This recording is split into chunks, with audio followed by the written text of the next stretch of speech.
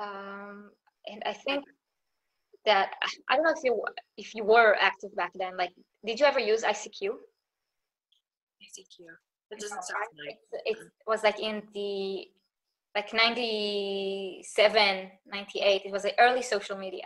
Oh no, I probably wouldn't have known that. Yeah. Yeah, it's like I think really the first social media app, I would say. Like it was on your computer. You could put it on like the old phones. You could also put it on like if you had like an affinity for coding and science. So some people actually had it on their old phones. Not those very first cell phones. But well, not the very first, not the but the second generation cell phones. But it was like it's a lot of like chat rooms where you had to have like someone's it didn't have a name. You didn't have a name. You had a number, a very, very long 13, 14 digit number.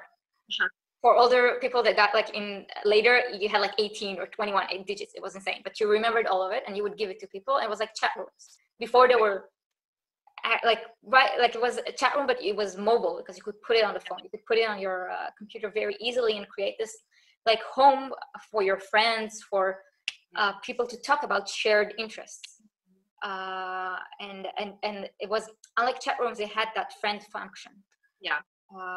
And you could pass like things back then. If you put two phones next to each other, you could pass information. So there was all that, and I think Twitter is kind of a new aged ICQ because it's like it's all about those friends with similar interests. You don't have to be friends; you just have to have that similar interest that connects you.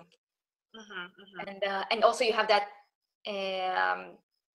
coverage of like that no one knows who you really are, as opposed to Facebook or yeah, there's definitely like more of a level of that anonymity on Twitter, but I mean you can certainly do that on Facebook and Instagram too. But I mean for fandoms, like it's really great like community building on Twitter, and I don't think that people expected that to be, but and especially with a group as large as Army, you wouldn't think that they would be able to come together as well as they have on that app. But I mean they're so structured and have a really great system in place. So yeah, it's pretty fascinating that they've been able to really dominate that app and take it over and do some really, really cool things with it. So yeah, also like Army really found a way to make that app organized, like with like because it could be so chaotic, and yet Army really has managed to find ways to do those, like one in Army that does a charity, and BTS chart that does the streaming parties, and you have big accounts that decide on hashtags and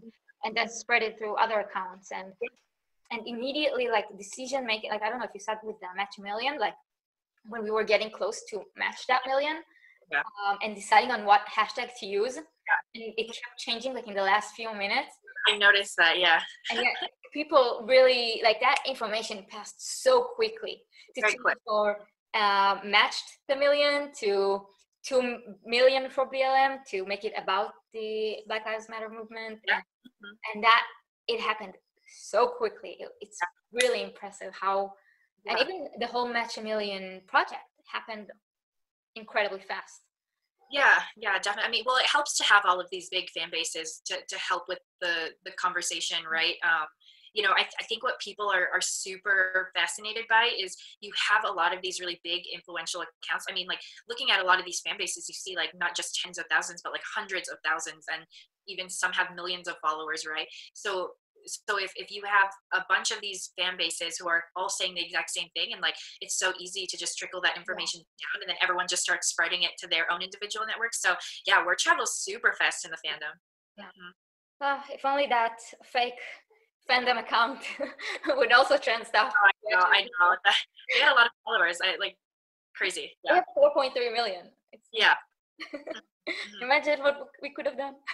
I know, I agree. But I know, regardless, the fandoms are doing great, so. Yeah, definitely doing great.